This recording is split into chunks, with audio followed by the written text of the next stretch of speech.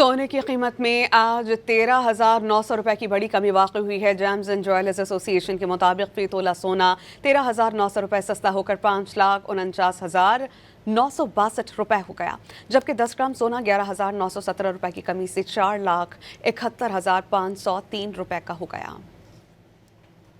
सोने की कीमत में आज 13,900 रुपए की बड़ी कमी वाक़ हुई है। जेम्स एंड ज्वेलर्स एसोसिएशन के मुताबिक फी तोला सोना 13,900 रुपए सस्ता होकर 5,49,962 रुपए हो गया, जबकि 10 ग्राम सोना 11,917 रुपए की कमी से 4,71,503 रुपए का हो गया।